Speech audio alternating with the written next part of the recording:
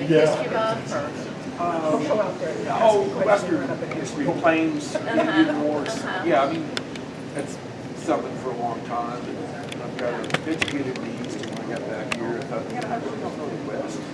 Yeah, so, yeah, that's So they live around here? Yeah, so basically what we're going to do here is open this up to questions first and foremost and see if anybody has any. Does anyone here? JD probably has a question. I can make up a question. Okay. So Margie, I'm sorry I came in late, but after some. Well, so that they can hear behind you.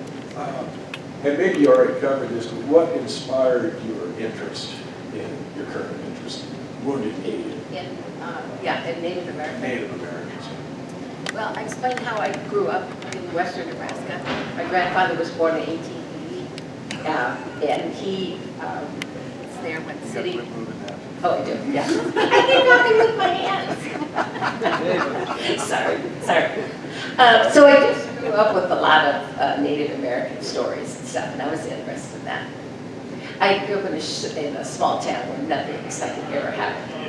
History, Cedar Rapids, Nebraska. Oh, yeah, Cedar Rapids. Nebraska. Yeah. Really? Wow. Everybody knows Cedar Rapids. 500 people.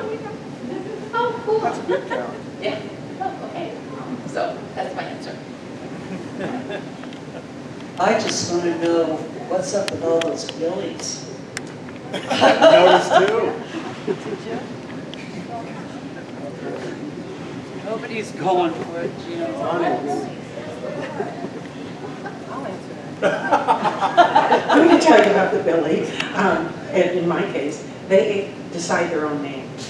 Maggie had 3 different names that I assigned her, and the novel would never go anywhere until I called her Maggie, and then she started talking to me. And Billy was Billy from the very beginning. So I just listened to what they go by. I don't have any buildings. So the Billy, the story that I read, that story takes place in the late 90s. And so when I'm naming characters, I try to think of people I knew who had that name at that time, because it changes so much. So my kids now, nobody's named Billy, they're named Aiden and Ava, and things like that.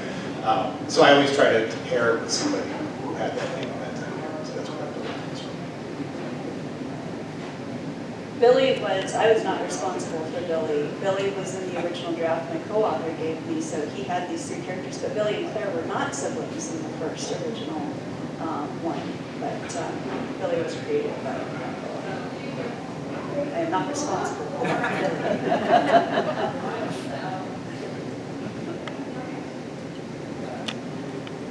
I'm Marty's husband. We've been married for 55 years. I've watched her write ever since she started writing. And my question to all of you is, are you ever satisfied with your work? No. I don't need to answer that. You guys. Well, I just edited the already published story, which I was reading. I was already editing the already published story I was reading today, skipping over stuff, so there you go. That answers it. I've never been satisfied with something I've done in my life, so I'll give it to someone else. Not the things I've done. No, I'm rarely satisfied myself, but I'm an obsessive reviser. And yeah, I'll revise things after they're published over and over again. And I wish I hadn't written them. I've been a picker since I was a kid, and I just got the rights to my first 2 novels back, and we'll be soon putting them out in their 4th edition, and I will go through and re-edit the whole, all and redo again for the 4th, well, not, it's like 20th time to redo it all over again, and I can't wait. So like all my esteemed colleagues here, the answer is no. But there's an interview in the Paris Review with William Faulkner. He talks about how he's never been satisfied with his work, which is, maybe not all that original based on what people on the panel have said so far. But the interesting thing to me is he says each time he starts something new, he's convinced the next time he will do it. And that's the sensibility I like. And I'm trying to show that maybe next time I will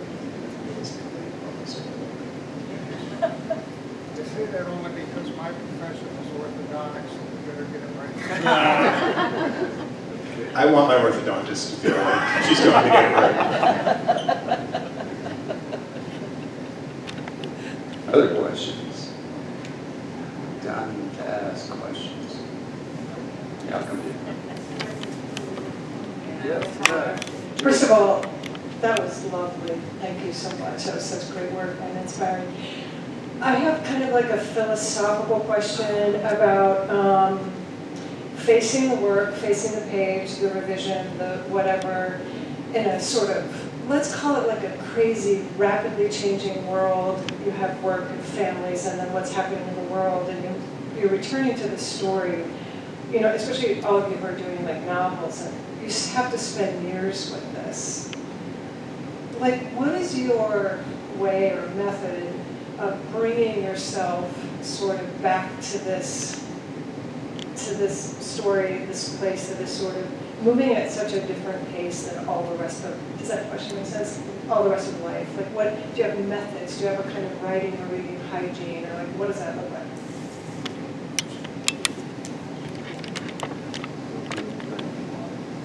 Well, you can tell that Rebecca's a writer, because that's what your writer's question. You know, for me, it's envy.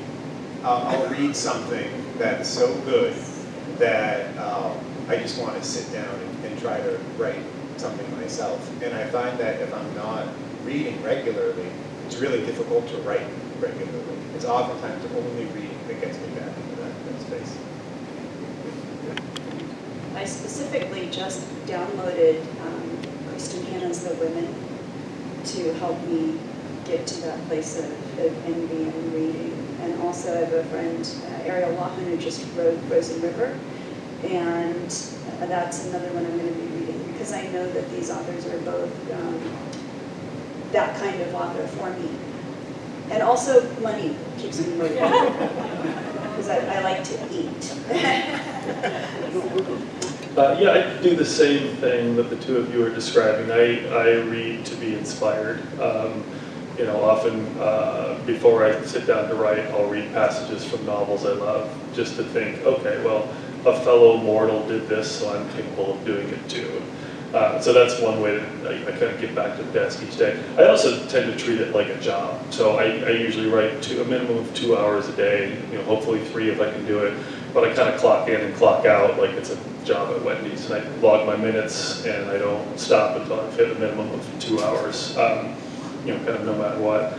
And then I would say the third thing is I just constantly, I'm really slow, maybe like some of the other people on the panel.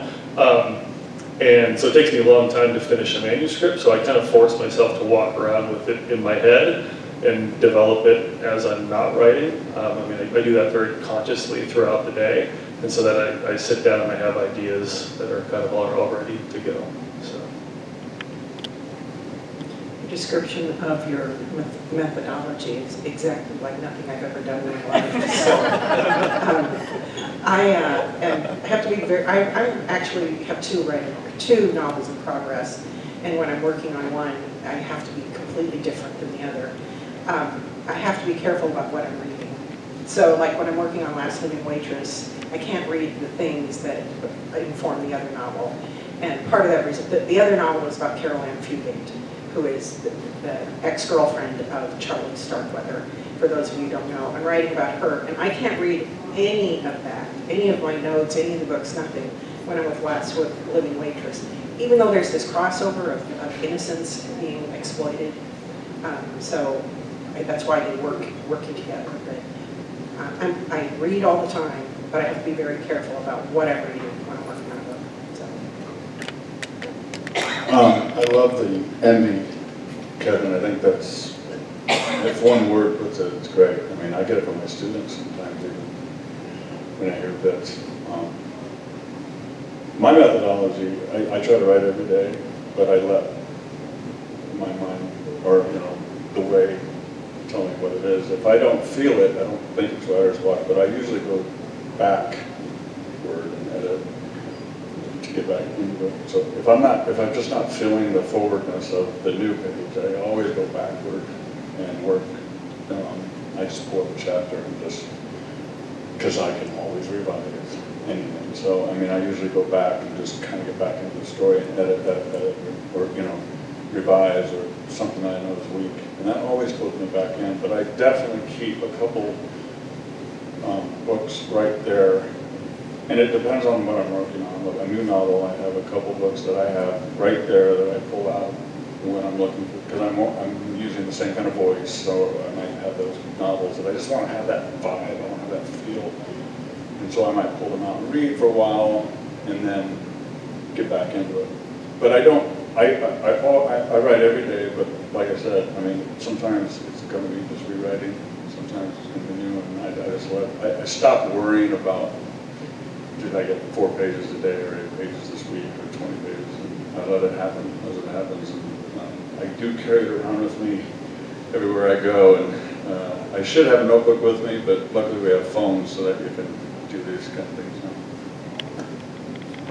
now. I'm kind of like everybody else. I do a lot of reading, take a lot of notes.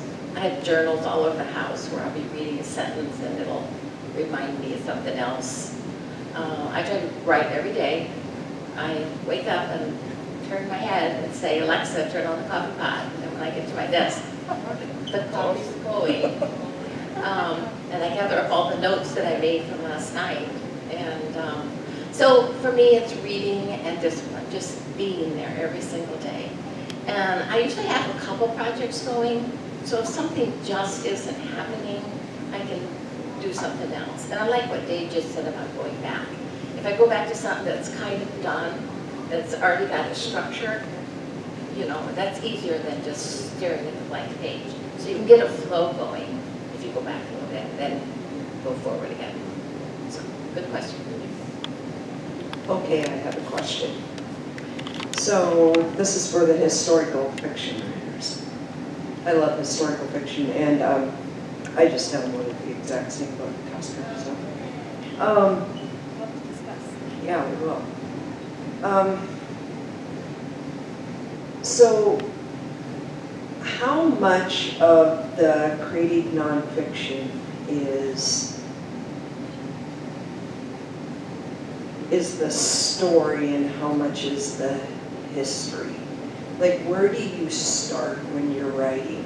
The historical piece, then add in the story, or do you have the story and then you fit in a historical piece?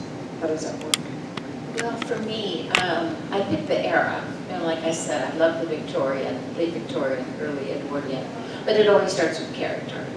I have to find my character and then put her in what I love. So like with Wounded Knee, I'm already very interested in Wounded Knee. I've done a lot of research. But without Lauder, without that character to carry it, it's not going to happen. So I would say, I always start with character.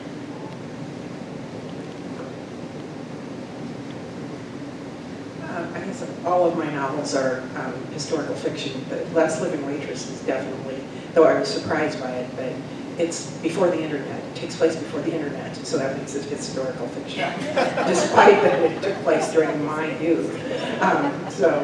But I would have to say Margie's answer about character is what drives me.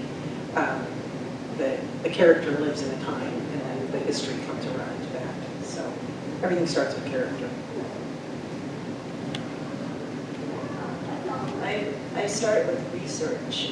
I may know that, for instance, I'm going to write about Judas Iscariot or the Queen of Sheba, which I've written about both of them, but I don't, and I am an outliner, but I don't do any writing and I don't do any planning until I've researched to the point that I feel like I have a good grasp. And there's always something interesting or weird that will inform the character and help make that character more a product of their times. So, and it's a great procrastination from writing. So, you know, the more you research, the more you don't have to write yet. So maybe that's part of it too. So I don't write historical fiction, but I have a tangential question for some of my panelists. I grew up on the East Coast, and I think it's safe to say that for most people in that time zone, they don't know a lot about Nebraska. And so for those of you who write about Nebraska, how do you describe this place to people who've never been here before? And how do you anticipate, if you do, any assumptions they might have about it?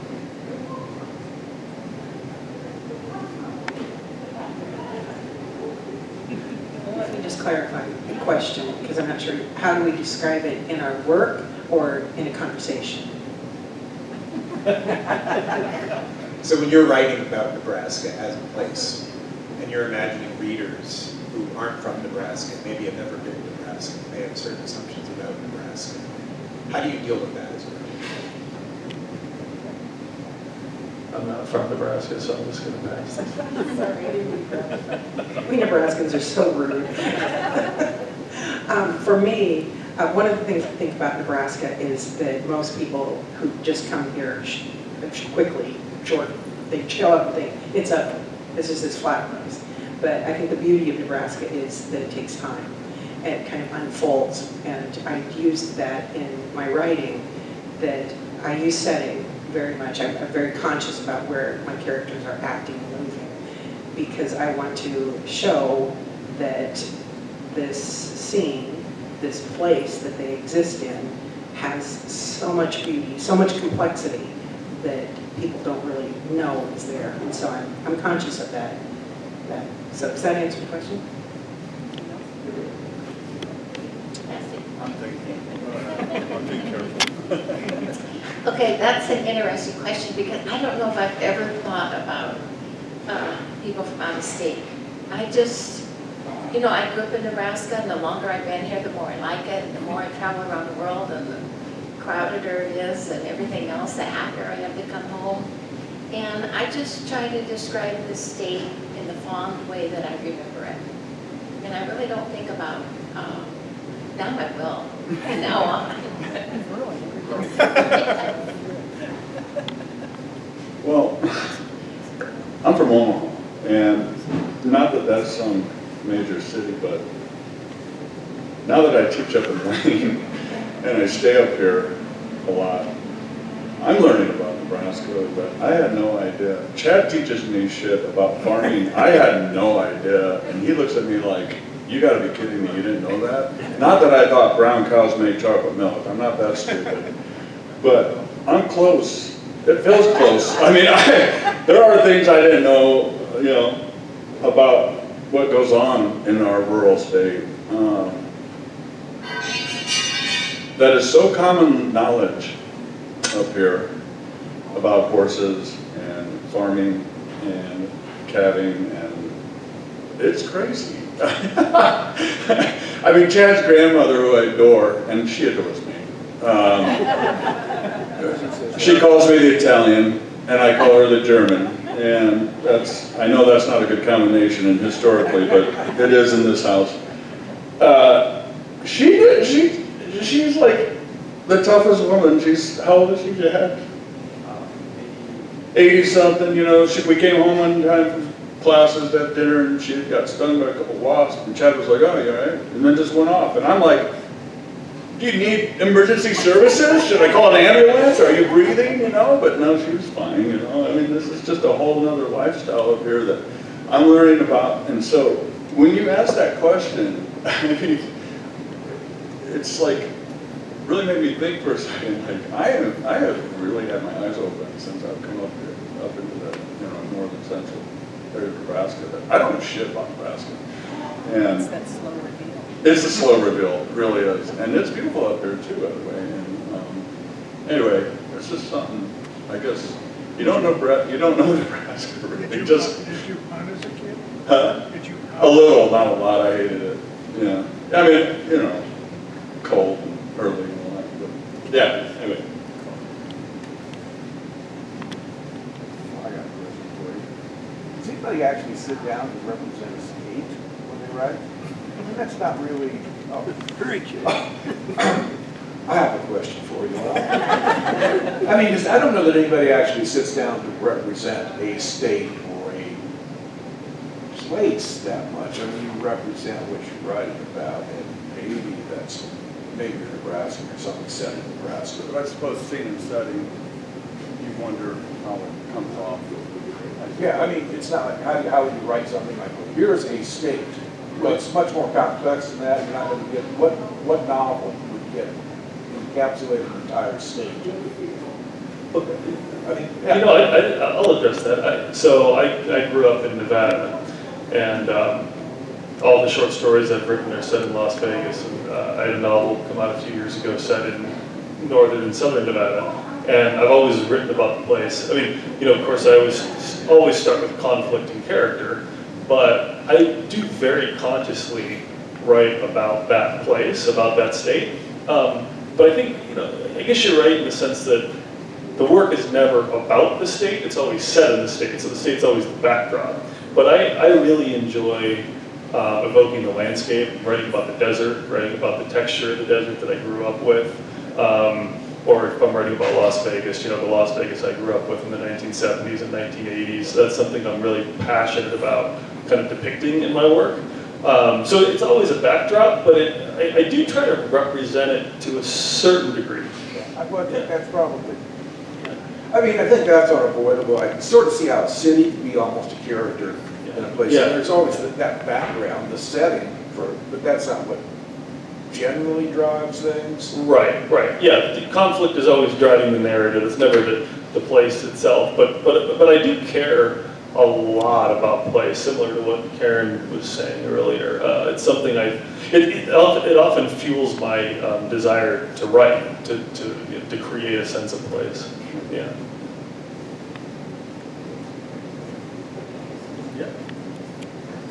I don't think of it as representing Nebraska, but there's this part of me that's Nebraskan and it just gets tired of people from other places dissing us. So part of my writing is sort of activism in a way that I want, damn it, this place is great.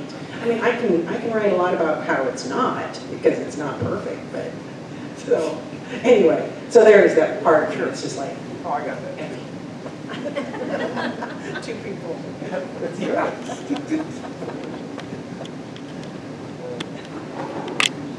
Kind of slowly getting on there. I guess I always have a question.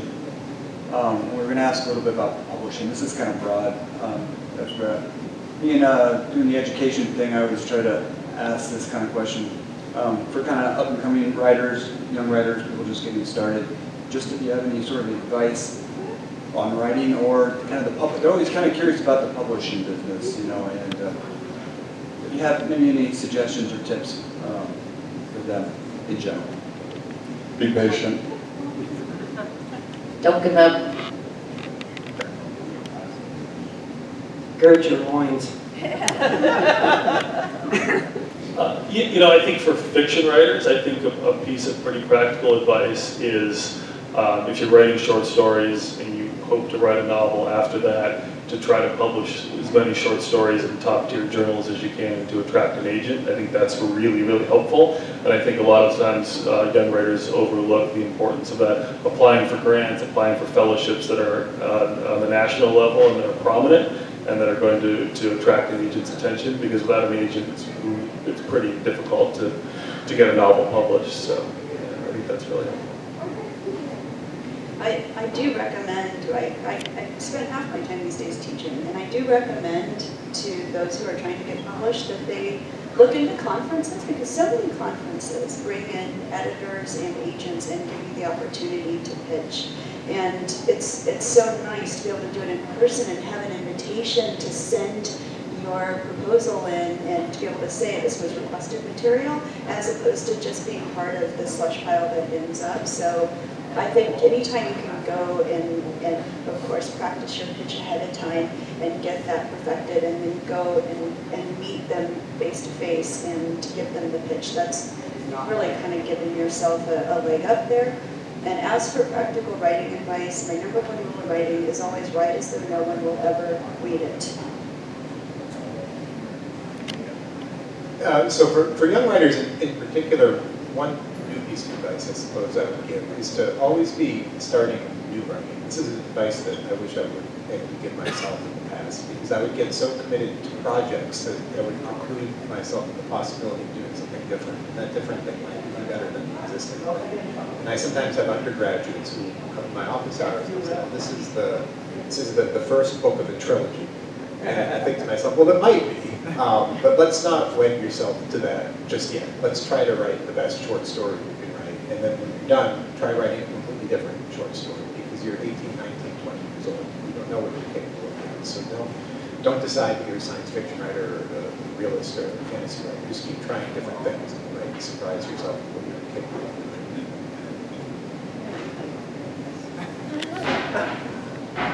What you said, Tosca, about go to conferences, the best advice I got about that led to publishing had to do with, it's actually a book title name, Get Known Before the Book Deal, and the idea that you build a community, because even though you're an introvert writing, you're still going to be out in the world. So get to know people in the writing world and the world you're writing about. So I think that idea of going to conferences and just building a community. Yeah, Mark sounds good for that. Ron Carlson was a mentor of mine after I met him through Red Hand Press, and he got talking to me about writing and asked me how it was going, and I was really bitchy that day about publishing and rejection, and he kind of sighed, and Brad, he said, best advice I've gotten, and this goes right to what Kevin said, which reminded me of this. He said, Dave, always lean on the new writing. You're going to kill yourself if you just worry about all that. Always lean on your new writing. And I have taken that. If I didn't, I don't know where I'd be. So I think that was the best piece of advice I ever got. I always lean on the new stuff. You worry about the business side, you got to do it. You have to do that stuff. You have to, submit and work with, good stuff to agents. And of course you do. You want to do that stuff. You want to be published, but you're going to, of course, you're going to get rejected all the time. And so keep working through that, but you keep writing new stuff. And I thought, if it wasn't for that advice, I don't even know if I could be writing, to be real honest. So. Well, I'll just second that. I'd like to have this one novelist out with agents now. It's totally, I'm not even thinking about it hardly anymore. I'm on to the new stuff. You gotta just write it, get it done, do your best to get it out there. And I hate the business side of it. And move on.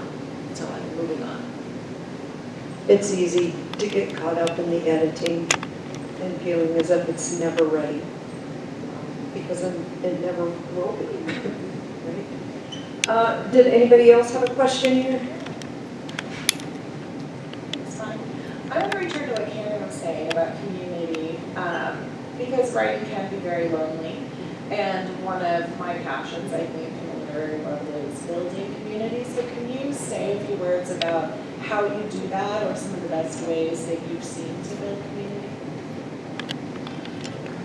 Well, I'm assuming other people will have an answer to that, but I mean, what Tosca said about going to conferences, the fact that you're here right now is one of those ways to do it. Go to readings, talk to the authors, and start where you are.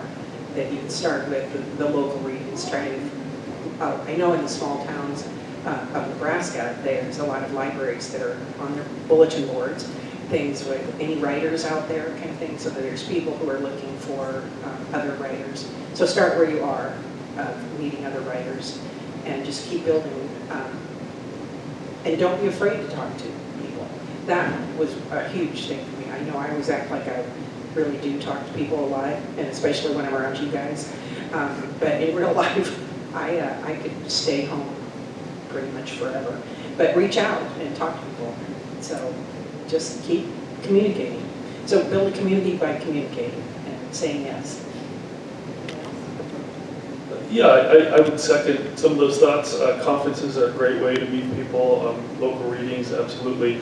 I would also say if you haven't attended an MFA program, applying to an MFA program is a good way to connect, obviously to meet writers, connect with writers in the program and build lifelong relationships. And even Kevin and I went to the same MFA program, but not at the same time, and didn't know each other there, and ended up meeting each other after the fact. So that kind of network of writers that you become part of at an MFA tends to kind of extend throughout your life, and it's really benefited me in all kinds of ways.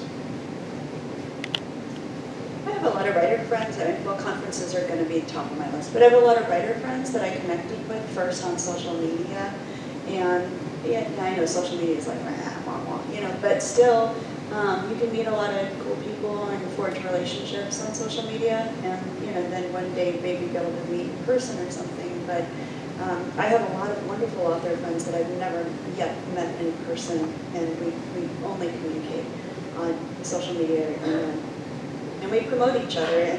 And I think that's really important. It's easy when you're trying to come up to look for ways that people can help you, but one of the best ways to do that is to be of help and to be a fan and to be of service first.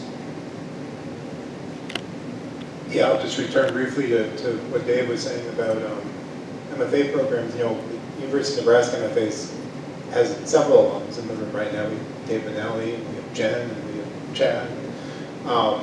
You know, oftentimes what happens in an MFA program, and Jen, you can speak to this probably as well as anybody, is you meet 2 or 3 people who you really trust to read your work and be honest with you, and that community can last for the rest of your life. You know, there are 2 or 3 people I went to grad school with, whom I still send my work to, you know, over 20 years later. You know, one of them was texting me, you know, during the reading, and he wants to chat on the phone later today.